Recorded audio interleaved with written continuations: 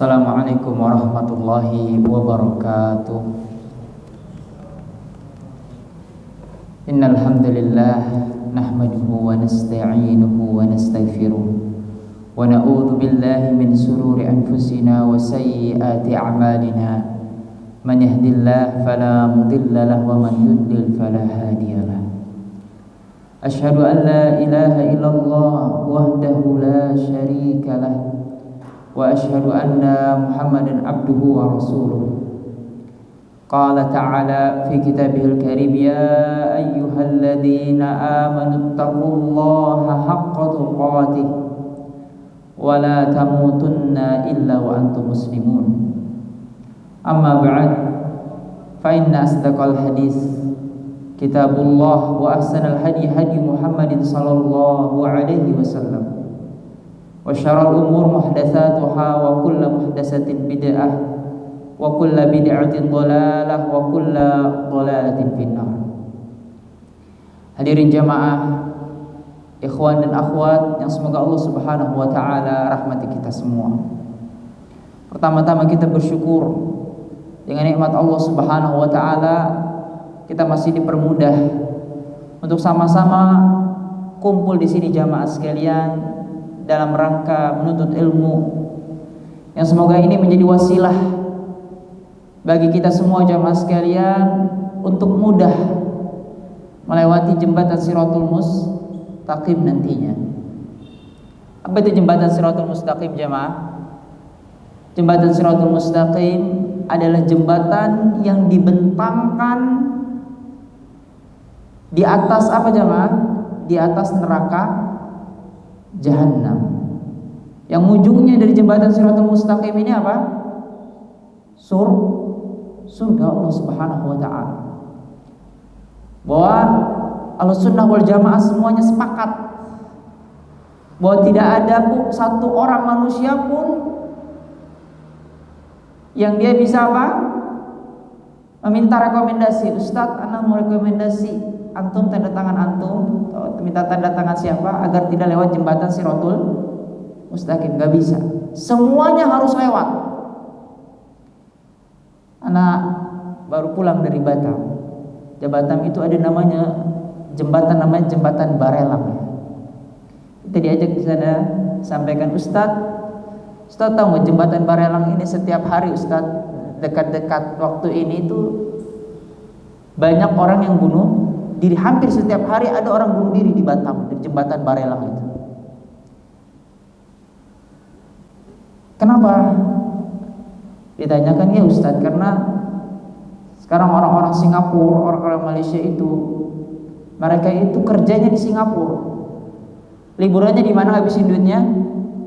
Di dua tempat, di Johor sama di Batam.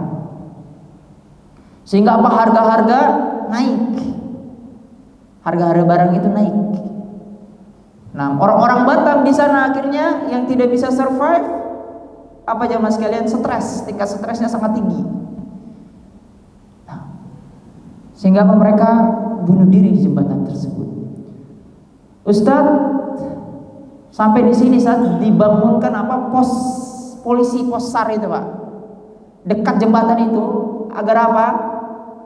Agar nanti ketika ada orang terjun ke bawah bisa langsung diselamatkan. Rencananya seperti itu, pos. Karena udah saking tidak terbendungnya, bangunkan aja pos SAR di situ. Ketika orang mau terjun, ada polisi selamatkan. Tapi Ustadz, tidak ada yang selamat satupun. Sampai sekarang orang yang loncat ke bawah pasti meninggal. Loncat itu Ustadz nggak langsung ngambang, tenggelam ke bawah karena arus di bawah yang sangat kencang. Dikabarkan kayak gitu, Ustadz mau foto nggak di sini? Kenang-kenangan, gak usah. Nah, langsung pulang aja. Karena kita ngelihat saking ngerinya itu jemaah. Apalagi nanti jemaah sekalian di jembatan Shirathul Mustaqim. Nah, jadi di bawahnya adalah neraka Jahannam yang tidak satupun orang apa jemaah mampu melewatinya kecuali atas apa? Atas rahmat dan ridho dari Allah Subhanahu wa taala. Di jembatan Shirathul Mustaqim bukan hanya kengerian dipandang secara mata, tapi kengerian dipandang secara telinga. Bagaimana jeritan orang-orang yang terjatuh ke dalam neraka. Sudah membuat apa? Orang-orang yang akan menyeberangi sangat khawatir. Maka ini jamaah sekalian, tidak bisa kita melewatinya tanpa ridho dari Allah Subhanahu wa taala. Kita berdoa jamaah sekalian dengan wasilah menuntut ilmu ini sebagaimana disabdakan Nabi sallallahu alaihi wasallam, "Man salaka tariqan yaltamisu fihi ilman, sahalallahu bihi tariqan ilal jannah." Siapa yang di dunianya dia berjuang menempuh jalan menuntut ilmu, Allah akan mudahkan jalannya menuju surga. Jalan menuju surga itu enggak singkat jamaah. Setelah dari sini ada namanya hari persidangan.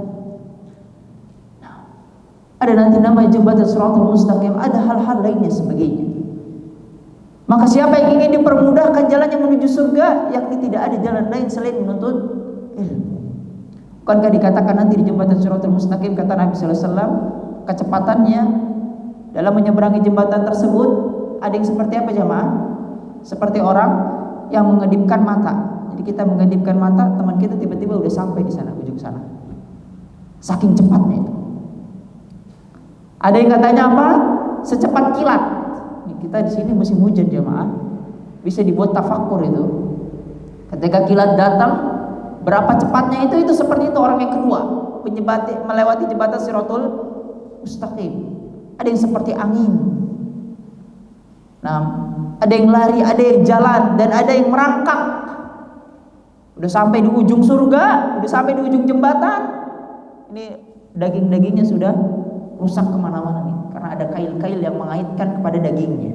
Kail-kail di jembatan Shiratal Mustaqim. Maka jamaah sekalian, kita berdoa agar Allah memudahkan kita untuk melewati jembatan Shiratal Mustaqim, dan kita bersyukur bahwa kita masih dimudahkan oleh Allah dalam menuntut ilmu. Yang ini semoga jamaah sekalian menambahkan pahala kita di sisi Allah, memperbanyak bekal kita di sisi Allah, serta mengampuni dosa-dosa kita. Kemudian salawat dan salam tidak lupa kita sampaikan kepada Nabi Muhammad sallallahu alaihi wasallam, kepada seluruh keluarganya, seluruh sahabat-sahabatnya, seluruh tabi'in, seluruh tabi'ut tabi'in, serta siapapun yang mengikuti beliau sampai yaumul qiyamah nanti. Dan kita berharap dan berdoa kepada Allah, semoga Allah Subhanahu wa taala izinkan kita semua jamaah mendapatkan nanti syafaatnya Nabi sallallahu alaihi wasallam di yaumul qiyamah. Sebelum kita mulai kajian kita jamaah sekalian, kitab kajian kita yang kita bahas adalah kajian rutin kitab Riyadhus Shalihin yang dikarang oleh Imam An-Nawawi rahimahullahu taala. Ada baiknya kita memperbaiki niat terlebih dahulu, karena tidak ada amal soleh yang diterima sebagus apapun, sebanyak apapun, kecuali dengan dua hal syarat yang harus terpenuhi, yakni niat yang ikhlas lillahi ta'ala, tidak ada kepentingan dari dunia apapun. Dan yang kedua apa jamaah? Yang kedua, ittiba, mengikuti jejaknya Nabi sallallahu alaihi wasallam. Jamaah sekalian, dalam kitab Riyadhus Shalihin bab 2 ini, Imam Nawawi rahimahullah taala sebelum membacakan firman Allah Subhanahu wa taala atau membawakan firman Allah Subhanahu wa taala, beliau menyampaikan bahwa para ulama berkata, hukum taubat itu wajib dilakukan dari setiap dosa. Jadi hukum taubat itu wajib dilakukan dari setiap dosa, mau itu dosa besar ataupun dosa kecil. Lalu sebelum itu Ustaz, apa makna, apa arti dari taubat? Apa definisi dari taubat? Jadi jamaah ada yang tahu apa makna dari taubat? Jamaah sekalian, taubat secara syar'i yakni meninggalkan dosa karena Allah Subhanahu wa taala dan menganggap dosa itu adalah keburukan, serta apa? Menyesali perbuatan dosa yang dia lakukan. Itu makna taubat. Kemudian dijelaskan lagi di sini jamaah sekalian, oleh Imam Nawawi, apabila kemaksiatan itu dilakukan antara hamba dan Allah Subhanahu wa taala dan tidak berhubungan dengan hak manusia, maka taubatnya memiliki 3 syarat. Kalau dia jamaah sekalian, melakukan dosa tapi tidak ada hubungannya dengan manusia, hubungan antara hamba dengan Allah Subhanahu wa taala, maka ada 3 syaratnya untuk dia bertaubat. Yang pertama, yakni meninggalkan kemaksiatan tersebut.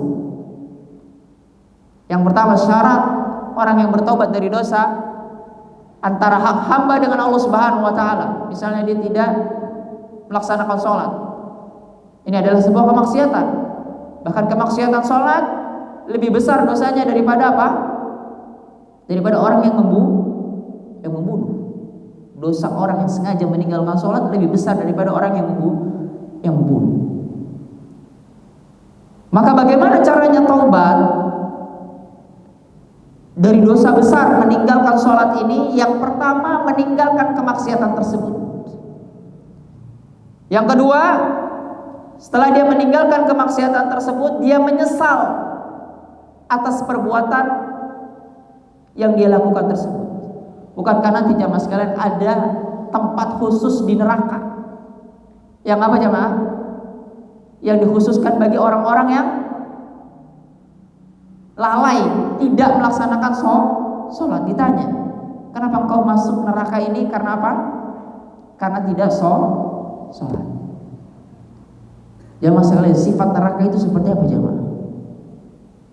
Atau kalau ngomong neraka karena sudah habis dengan dunia ini jamaah sekalian, kayaknya biasa-biasa aja itu neraka. Nah, karena sudah apa jamaah sekalian? Sudah hilang itu rasa takutnya. Seakan-akan hidupnya sudah lama sekali, akan lama sekali.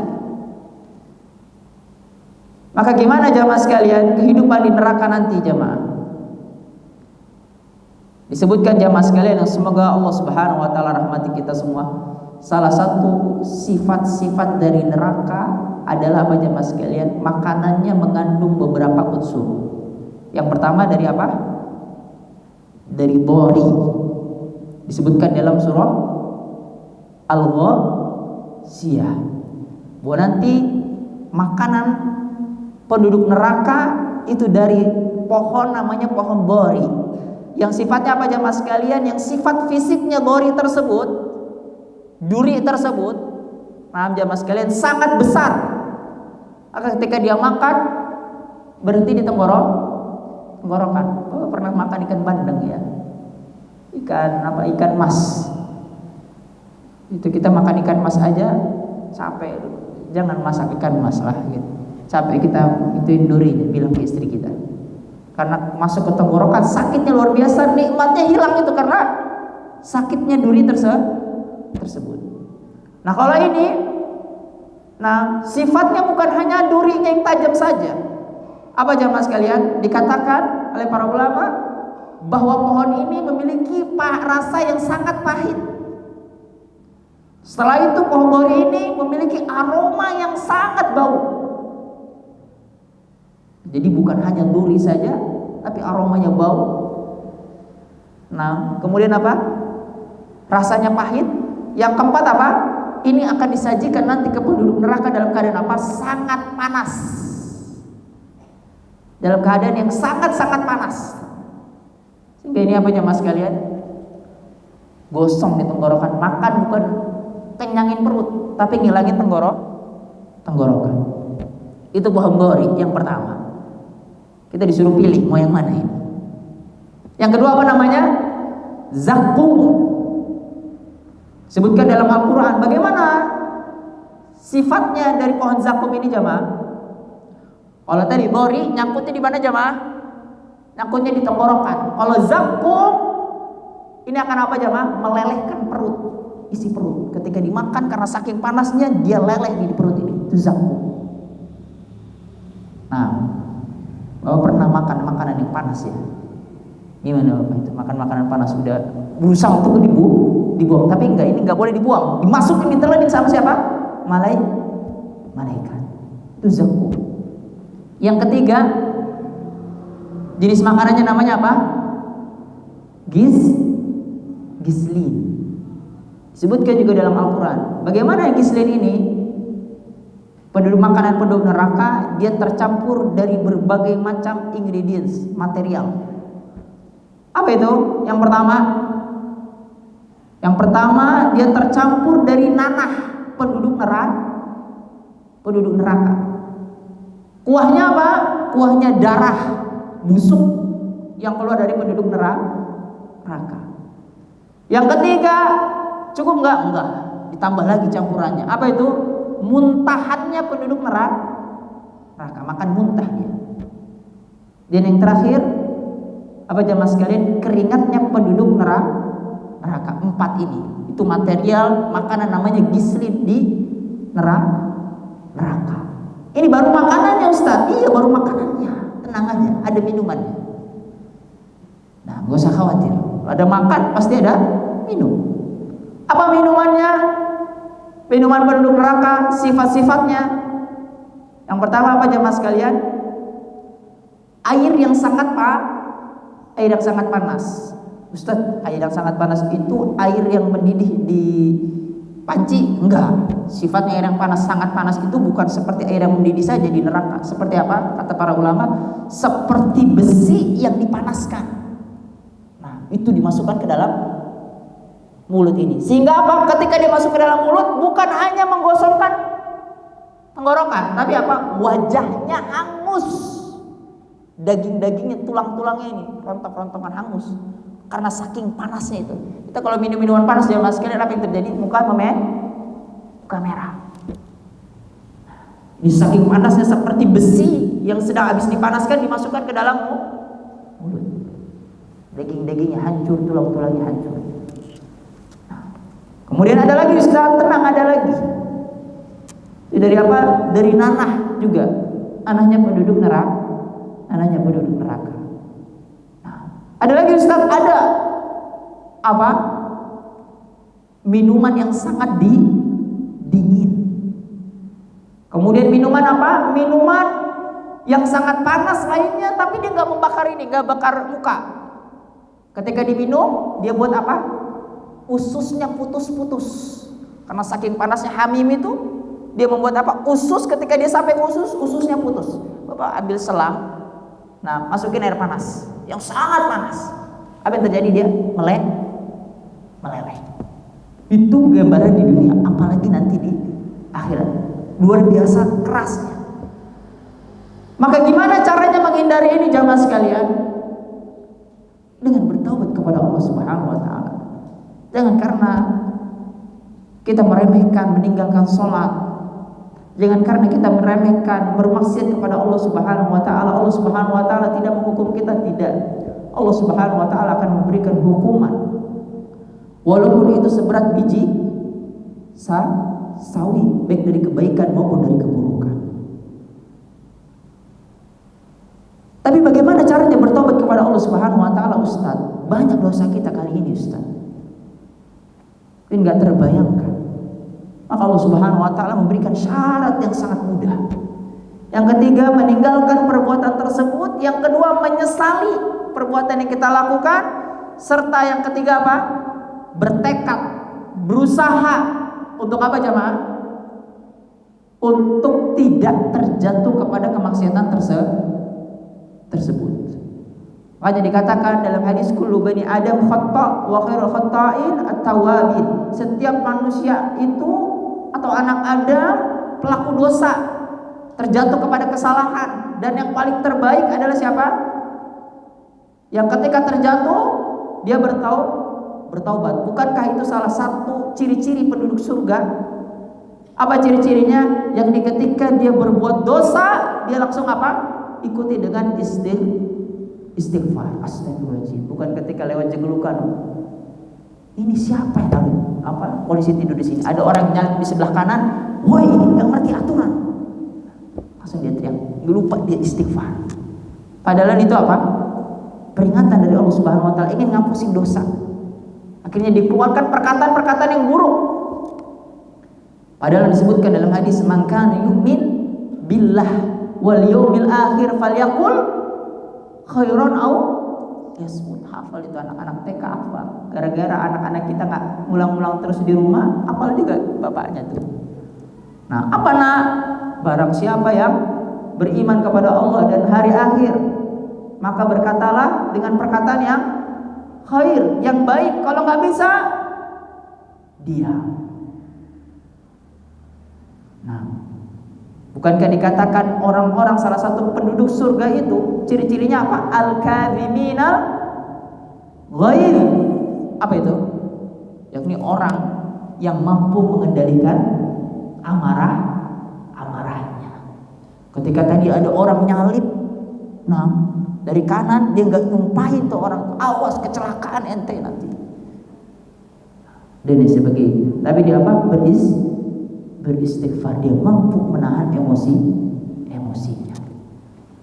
Nah, dia bertekad benar-benar jamaah sekalian untuk tidak terjatuh ke dalam kemaksiatan tersebut. Ustaz, ada tambahan lain? Tidak, tiga ini.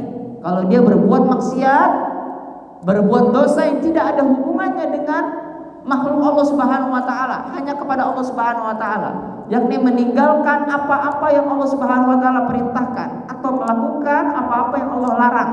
3. Yang pertama, dia meninggalkan kemaksiatan tersebut. Yang kedua, dia menyesali perbuatannya. Dan yang ketiga apa? Yakni dia bertekad untuk tidak mengulangi perbuatannya. Kemudian dikatakan oleh Imam Nawawi, apabila salah satu dari 3 syarat ini tidak terpenuhi, maka taubatnya tidak sah. Bapak-bapak, ibu-ibu yang mau taubat, ingat 3 syarat ini. Meninggalkan. Yang kedua apa? Menyesali. Yang ketiga bertekad berusaha. Siapa yang dia suka melakukan dosa dikala sendirian, maka dia berusaha untuk apa? Bertekad keluar dari perbuatan tersebut. Bukan apa jamaah sekalian, mengunci dirinya di rumah sering-sering sendirian. Kalau udah nggak mampu, yatazawwaj, menikah cepet-cepet. Jangan dia udah mampu ternyata nanti saja, akhirnya dia terjebak kepada kemaksiatan tersebut. Nah, dengan dosa-dosa yang lainnya, jika dia sudah berusaha tinggalkan, dia bertekad. Dia berusaha untuk melaksanakan sholat. Gimana caranya bertekad, Ustaz, agar sholat 5 waktunya lancar? Gimana, Bapak dan Ibu? Berteman dengan orang-orang yang suka sholat. Kalau dia hanya meninggalkan tanpa ada upaya dia untuk apa jamaah sekalian agar tidak terjatuh, itu belum dinamakan taubat. Maka taubat yang benar, setelah dia tinggalkan, dia sesali dengan cara dia beristighfar kepada Allah Subhanahu wa taala, dia berusaha agar benar-benar dirinya tidak terjatuh ke dalam perbuatan tersebut.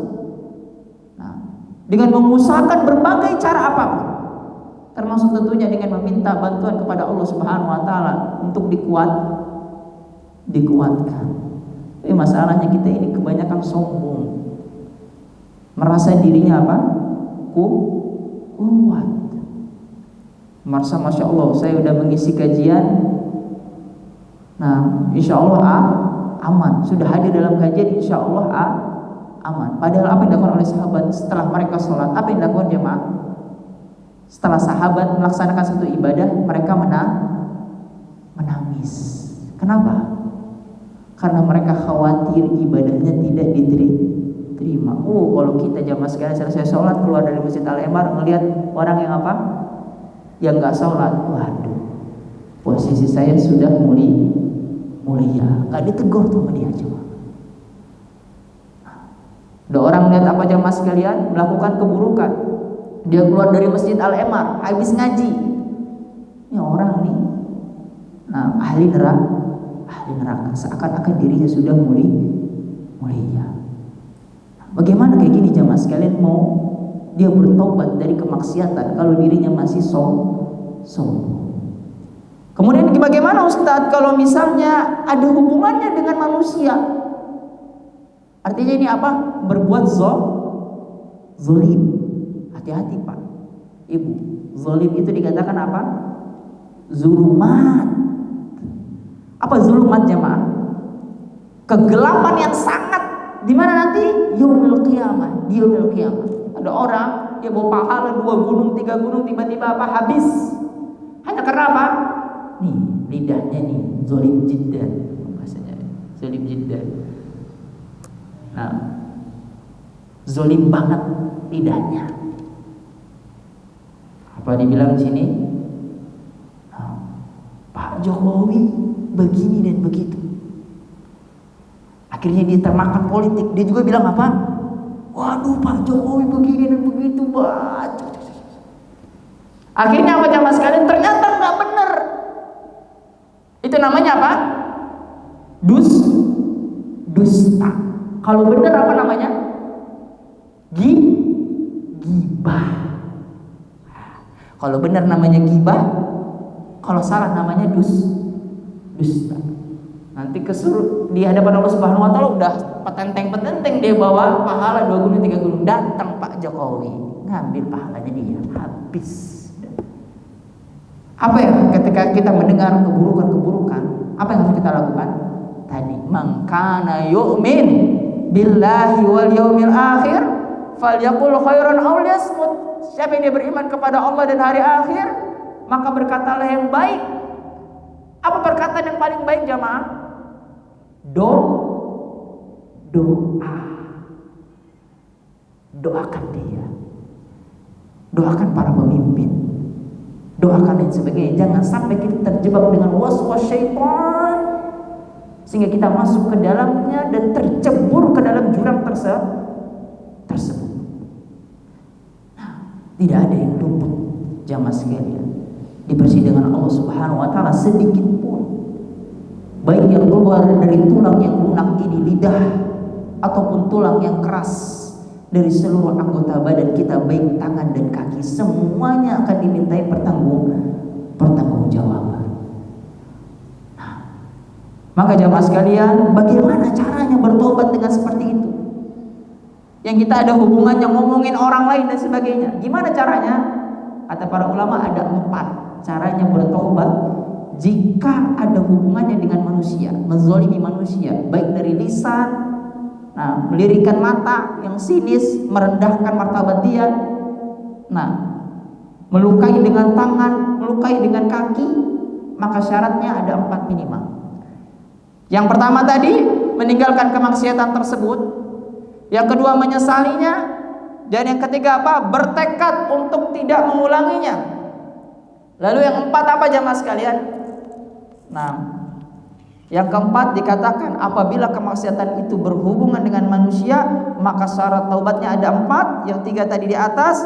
Yang keempatnya apa? Yakni membebaskan diri dari hak pemiliknya. Membebaskan diri dari hak pemiliknya. Apa maksud Imam Nawawi? Apabila hak itu berupa harta atau sejenisnya, maka wajib dikembalikan. Jangan sampai hanya gara-gara pulpen kita berhenti di mana jemaah? Di kontoro. Apa itu kontoro? Jadi jemaah sekalian, Shirathul Mustaqim itu jembatan yang panjang, yang terbentang di mana tadi? Di bawah neraka jahanam. Bawahnya neraka jahanam, di atasnya jembatan Shirathul Mustaqim. Setelahnya ada jembatan lagi. Jembatan ini kecil, menghubungkan antara apa? Menghubungkan antara tadi jembatan Shirathul Mustaqim dengan apa? Surga. Nanti kita di sana dikumpulkan dulu, nggak langsung masuk surga. Jembatan itu namanya apa? Kontoro. Apa itu kontoro? Di mana tempat itu jamaah sekalian kumpulkan, dan orang-orang akan apa jamaah sekalian? Datang kepada orang yang masih memiliki hak terhadap orang tersebut. Ya Allah, dia nggak ngembaliin pulpen dulu di surga, di dunia. Minjem tapi nggak dikembaliin. Minjem nggak dikembaliin. Tuh dia minjem apa? Penghapus atau hal-hal kecil lainnya, tapi nggak dikembaliin. Apa balasannya gantinya? Diambillah pahala dia dimasukkan ke pahala orang tersebut yang tadinya tinggi derajat surganya, akhirnya turun. Itu kalau di kantor.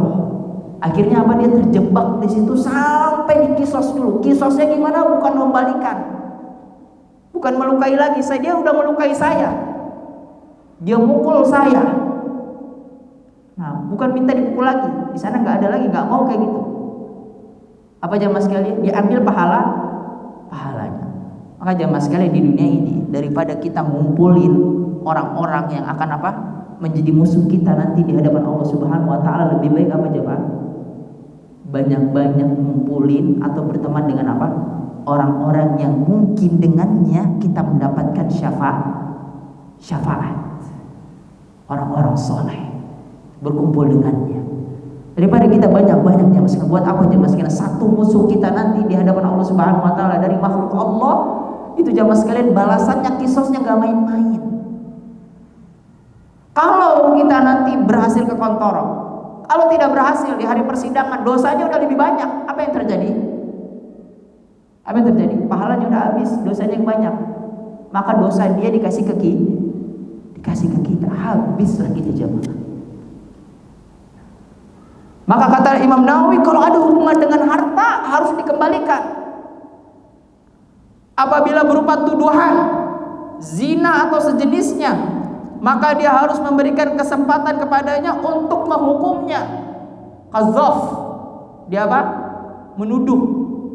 Maka dia apa? Meminta agar orang yang dituduh itu memberikan cambukan atasnya. Kalau enggak, belum selesai. Dia sudah selesai dengan urusan Allah, tapi dia belum selesai dengan urusan manusia. Atau meminta maaf kepadanya, meminta keridhaan kepadanya. Kalau belum ridho, terus berusaha dan berupaya untuk terus meminta maaf. Gak bisa langsung dimaafkan oleh Allah, enggak. Hak Allah sudah diampuni oleh Allah Subhanahu wa taala, tapi ada hak seorang hamba. Bukankah dikatakan jamaah sekalian nanti, nah, sebelum hewan-hewan itu dijadikan debu, turaba, dijadikan apa? Debu-debu. Apa yang dilakukan oleh Allah Subhanahu wa taala? Mengkisos. Ada nih kambing B usil, suka nyeruduk kambing A. Nanti di hadapan Allah suruh kambing A nyeruduk kambing B. Itu setara hewan, apalagi manusia. Nah, kemudian dikatakan oleh Syekh, jika dia berbuat gibah, gunjingan. Apa tadi gibah? Ngomongin orang yang dia tidak suka diomongin seperti tersebut, walaupun itu fakta benar, itu gibah. Nah, kalau gibah, maka dia harus meminta kehalalan dari orang tersebut. Nah, ini kalau kita ngomonginnya orang yang jauh di sana, gimana jamaah meminta kehalalannya? Nah, pasrah dia akhirnya. Pasrah untuk apa? Diambil pahalanya. Nah, maka wajib, kata Imam Nawawi di sini disebutkan, melakukan taubat dari semua dosa. Jika seorang bertobat dari sebagian dosa, maka menurut para ulama taubatnya dari dosa itu sah, dan tersisa kewajiban taubat dari dosa-dosa lainnya, termasuk tadi disebut dengan dosa ghibah, dosa berdusta, dan dosa lain hal sebagainya. Maka jamaah sekalian yang semoga Allah Subhanahu wa taala rahmati kita semua. Lalu apa sih keutamaan dari taubat ini? Jamaah sekalian, keutamaan dari taubat ini, yang pertama, taubat adalah sebab untuk kita mendapatkan apa? Kecintaan Allah Subhanahu wa taala. Sekali lagi ulangi jamaah sekalian, taubat adalah sebab untuk mendapatkan kecintaan Allah Subhanahu wa taala. Dan ini penyakitnya orang-orang yang suka sholat, penyakitnya orang-orang yang suka ke masjid. Dia sedikit sekali bertaubat. Kenapa jamaah? Karena dia menggantungkan dirinya dengan apa? Amal soleh. Padahal dikatakan Nabi SAW, tidak ada seseorang pun nanti yang masuk surga dengan amal solehnya. Kemudian ditanya oleh para sahabat, wala anta ya Rasulullah, demikian juga dengan engkau wahai Rasulullah yang amal solehmu seperti ini. Iya, begitupun dengan saya. Kecuali apa? Illa an yataghammadani Allah. Aku ini masuk surga karena apa? Karena Allah menyelimuti aku dengan rahmatnya. Makanya Nabi SAW adalah orang terakhir jamaah sekalian, semakin dia menuntut ilmu, semakin dia beribadah, bukan semakin dia sombong, semakin keras hatinya, tapi apa? Semakin takut dia kepada Allah. Dia sholat semakin takut kepada Allah. Dia puasa semakin takut kepada Allah. Bukan merasa apa? Tenang, insya Allah. Nih lihat banyak nih manusia-manusia fasik nih, manusia zalim. Nah, puasa Ramadan aja belang bolong. Jangan ngomong puasa Senin Kamis. Saya luar biasa nih. Jangankan Senin Kamis, puasa Daud saya lakukan. Dia lupa untuk beristighfar. Dia lupa untuk bertaubat. Padahal jamaah sekalian dikatakan taubat ini adalah amalan yang paling Allah cintai dan sebab untuk mendapatkan kecintaan Allah. Allah sebutkan dalam Quran surah Al-Baqarah ayat 222. Kata Allah Subhanahu wa taala, "Innallaha yuhibbut tawwabin wa yuhibbul mutatahhirin." Sesungguhnya Allah mencintai siapa? Orang-orang yang senantiasa dia bertaubat. Bukan mencintai orang yang sholatnya banyak, bukan. Yang puasanya banyak, yang baca Qur'annya banyak, enggak. Malah diingetin itu, orang yang sholat ujungnya di mana? Di neraka. Dalam Quran surah Al-Ma'un. Ada orang yang puasa tapi ujungnya di mana? Ujungnya juga di neraka. Ada orang bersedekah, ujungnya di mana? Di neraka. Ada orang baca Quran tapi ujungnya di mana? Di neraka. Tapi ada amal soleh. Nah, ini disebutkan kalau dia sering bertobat tidak ada ujungnya di neraka. Ujungnya di mana? Di kecintaan Allah Subhanahu wa taala. Makanya Allah mencintai amalan taubat. Wa yuhibbul mutatahhirin, dan Allah mencintai orang-orang yang suka membersihkan diri. Di sini disebutkan oleh Imam Nawawi rahimahullah, beliau membawa Quran surah An-Nur ayat 31, kata Allah, "Wa tubu ilallahi jami'an ayyuhal mu'minun la'allakum tuflihun." Kata Allah, antum mau tuflih, antum mau menang, antum mau masuk surga, cuma satu syaratnya. Apa itu? Banyakin taubat. Wa tubu ilallahi jami'an. Bertaubatlah kalian kepada Allah. Siapa yang taubat? Semuanya. Taubat dari apa? Semua dosa, baik dosa kecil, dosa besar, dosa sedang atau lain sebagainya. Semuanya taubat. Jangan remehkan dosa yang kecil. Bukankah dikatakan gunung yang besar itu berasal dari apa? Tumpukan debu-debu atau kerikil-kerikil yang kecil. Jadilah gunung seperti itu. Bukankah dikatakan oleh Nabi SAW, orang yang berbuat dosa ketika dia tidak bertobat akan diberikan apa? Satu titik hitam di mana? Di hatinya. Nuqtatun sauda. Allah kasih titik hitam. Dia berbuat dosa lagi, ditambah lagi titik hitamnya, ditambah lagi titik hitamnya, ditambah lagi titik hitamnya, sampai akhirnya apa? Hatinya keras, berkarat, sehingga cahaya hidayah yang Allah Subhanahu wa taala berikan tidak lagi masuk kepadanya. Itu berasal dari apa? Titik-titik yang kecil tadi, yang dia remehkan, dosa-dosa kecil tadi yang diremehkan. Makanya dikatakan oleh Allah, kalian taubat semuanya. Ayyuhal mu'minun, yang mengatakan dirinya orang beriman. Berarti taubat ini bukan untuk siapa?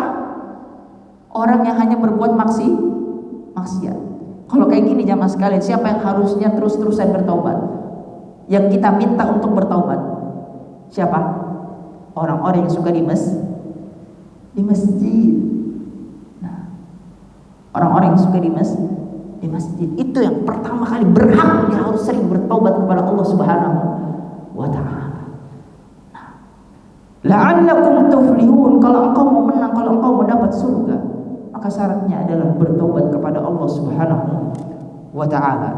Sebutkan juga dalam Quran surah Asy-Syura ayat 25, kata Allah, "Wa huwallazi yaqbalut taubah 'an ibadihi wa ya'fu 'anis sayyi'at." Kata Allah Subhanahu wa taala, dialah Allah yang menerima taubat dari hamba-hambanya dan Maha mengampuni berbagai kesalahan-kesalahan hamba-hambanya. Allah juga berfirman dalam Quran surah Al-Furqan ayat 71, "Wa man taba wa 'amila shalihan fa innahu yatubu ilallahi mataba." Kata Allah Subhanahu wa taala, dan barang siapa yang bertobat dan beramal soleh, maka sesungguhnya Allah akan menerima taubatnya. Sebelum dia beramal soleh apa? Syarat nih, syarat diterimanya amal soleh. Kita ngomong apa jemaah? Sholat kita, Ustaz, kalau saya sholat makin hati saya keras. Itu jadi ngomongin orang lah. Suka ngomongin orang kan. Saat dia tuh sholat biasanya makin tajam. Nah ente di mana? Sholat makin bagus ya ketika pulang ke rumah keluarga ketemu anak, atau semakin kasar? Kenapa ya Ustaz? Ini tadi harusnya di sebelum sholat apa jamaah? Taubat, ya beristighfar kepada Allah. Nah, karena sholat itu tidak akan mempan, tidak bisa memberikan hidayah kecuali apa? Hatinya bersidu. Nah, makanya mengapa jamaah sekalian Imam Nawawi setelah membahas bab niat tidak langsung membahas tentang apa? Perkara-perkara lainnya dari amal soleh dan sebagainya. Dia lewatin apa? Bab namanya taubat, dan bab ini panjang untuk mengingatkan manusia. Nah, mengingatkan kita jamaah sekalian, kita ingin amal kita diterima, maka syaratnya banyak-banyak bertaubat, banyak-banyak beristighfar. Sebelum melakukan kebaikan dia beristighfar. Setelah melakukan kebaikan, setelah sholat apa yang pertama kali dibaca Pak? Istighfar.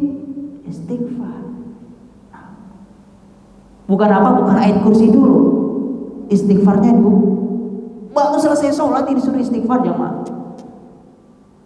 Selesai sholat, selesai melakukan kebaikan, disuruh memohon ampun. Karena ini memang syarat diterimanya amal soleh. Nah, ini sudah habis waktu jemaah. Ustaz, sudah habis? Nah, sudah. Tapi mungkin ini bisa Anda sampaikan jemaah sekalian. Semoga kita dipermudah oleh Allah untuk bahas permasalahan taubat ini. Kita bahas keutamaan-utamaannya, sekaligus kita membahas nantinya dalam keutamaan ini akan bertemu dengan ayat-ayat yang dibawakan oleh Imam Nawawi. Salah satunya surah Hud ayat 3 dan surah Tahrim ayat 8. Insyaallah dengan rahmat Allah Subhanahu wa taala dan kekuatan Allah Subhanahu wa taala kita dipermudah lagi bertemu di Masjid Al-Ihmar ini untuk membahas taubat ini, dan semoga jemaah sekalian kita diberikan oleh Allah Subhanahu wa taala kemampuan untuk apa jemaah? Untuk bisa bertaubat kepada Allah Subhanahu wa taala. Nah, karena dengan taubat ini jemaah sekalian adalah salah satu sebab amalan kita diterima oleh Allah Subhanahu wa taala. Dan siapa yang ingin mendapatkan kemenangan tadi, maka tidak ada cara lain kecuali dengan banyak-banyak bertaubat kepada Allah. Kita saling mendoakan jemaah sekalian agar seluruh kaum muslimin Allah Subhanahu wa taala ampuni dosa-dosanya, dan agar jemaah sekalian kita juga diberikan taufik oleh Allah Subhanahu wa taala dan kekuatan petunjuk untuk dimana hati kita ini bisa tersentuh. Nah, ketika mendengarkan ayat Al-Quran, apalagi peringatan-peringatan Allah Subhanahu wa taala, hati kita ini bukan lagi hanya biasa saja mendengarnya, tapi benar-benar bergetar sebagaimana penduduk ahli surga yang memiliki sifat-sifat ketika diperdengarkan ayat-ayat Allah Subhanahu wa taala apa? Hatinya bergetar. Jangan sampai hati ini sudah tidak lagi bergetar ketika mendengarkan ayat Al-Quran. Ternyata dikarenakan apa? Jarangnya kita bertaubat. Lihatlah Nabi SAW, dia bertaubat dalam satu hari minimal berapa jemaah? 100 kali. Di sini bapak yang udah istighfar 100 kali siapa jemaah? Yang istighfar itu 100 kali. Kita bukan Nabi SAW, tapi istighfar kita sangat sedikit. Kenapa itu terjadi Ustaz? Bisa jadi karena dia sudah merasa nyaman atas amal soleh, Dia tidak lagi berharap kepada Allah, namun berharap kepada amal solehnya. Ini adalah harapan yang salah jamaah sekalian. Yang benar adalah kita mencari ridho atas amal soleh yang kita lakukan. Bagaimana cara mendapatkan ridho tersebut? Sekali lagi dengan memperbanyak taubat. Mungkin ini yang bisa saya sampaikan. Ada pertanyaan jemaah? Ya. Salat taubat setiap hari. Nah, bismillahirrahmanirrahim. Tidak ada jamaah sekalian anjuran dalam bertaubat untuk melaksanakan salat taubat. Dan tidak ada niat yang khusus saya mau bertobat kemudian saya sholat. Tidak ada syarat tadi disebutkan. Syarat hanya 3. Tapi Ustadz, saya setelah berdosa saya beristighfar untuk menenangkan diri, saya melaksanakan sholat 2 rakaat. Namanya sholat apa itu? Sholat mutlak. Sholat sunnah yang tidak berkaitan dengan waktu. Kecuali waktu-waktu yang dilarang. Kapan itu? Yakni ba'da asar, waktu terbenamnya matahari dan waktunya terbitnya matahari, waktu syuruk. Jadi tidak ada sholat khusus, sholat taubat. Nah, dan itu tidak disyaratkan agar taubat ini diterima harus sholat dulu, tidak. Nah, apa yang harus dilakukan? Itu tadi, taubat yang benar, dia meninggalkan perbuatannya, menyesali, kemudian apa? Bertekad untuk tidak mengulanginya. Menyesalinya dengan cara apa, Ustaz? Dengan cara banyak-banyak beristighfar kepada Allah Subhanahu wa ta'ala. Minimalnya berapa istighfarnya? 100 kali. Sebagaimana Nabi SAW beristighfar dalam satu hari paling kecil hanya berapa kali? 100 kali, paling sedikit. Dan adakah ukurannya, Ustaz? Tidak ada ukurannya. Saya harus istighfar 1000 kali, 3000 kali, 7000 kali, tidak. Nah, untuk menghilangkan dosa saya. Istighfar yang seperti apa yang diterima oleh Allah Subhanahu wa taala? Istighfar yang benar-benar ikhlas, menyesali dirinya atas kesalahan tersebut. Begitu aja, Ustaz. Iya, Allah itu tidak mempersulitkan hambanya. Bahkan Allah Subhanahu wa taala turun setiap apa? Setiap malam. Kapan, Pak? Setiap malam itu? Sepertiga malam terakhir. Apa yang Allah turun? Ngapain Allah turun, jemaah? Ngapain Allah turun? Kata Nabi SAW, yang pertama ketika Allah Subhanahu wa taala turun, Allah mengatakan apa? Siapa dari hamba-hambaku yang apa? Yang memohon kepada aku, maka aku akan apa? Memohon ampunan dosa kepada aku, maka apa? Aku akan ampuni dosanya seluruhnya. Siapa? Ayo mana? Cuman kita aja jamaah sekalian, ilernya malah kebantal penuh, gak bangun dia.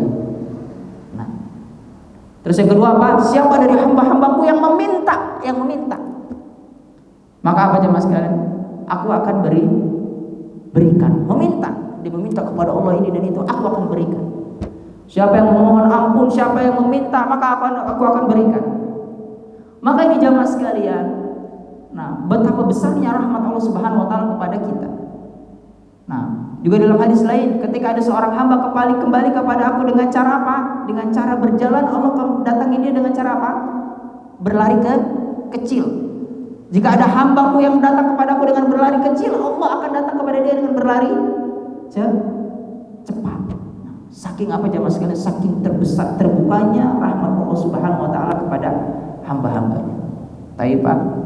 Nah, ada lagi jemaah? Cukup. Baik, jazakumullah khairan, barakallahu fikum. Mungkin ini bisa ana sampaikan. Ana mohon maaf jika perkataan ana ada yang salah. Kebaikan datangnya dari Allah Subhanahu wa taala dan keburukannya datangnya dari ana pribadi. Kita tutup dengan doa kafaratul majlis. Subhanaka Allahumma wa bihamdika asyhadu an la ilaha illa anta astaghfiruka wa atubu ilaik. Wassalamualaikum warahmatullahi wabarakatuh.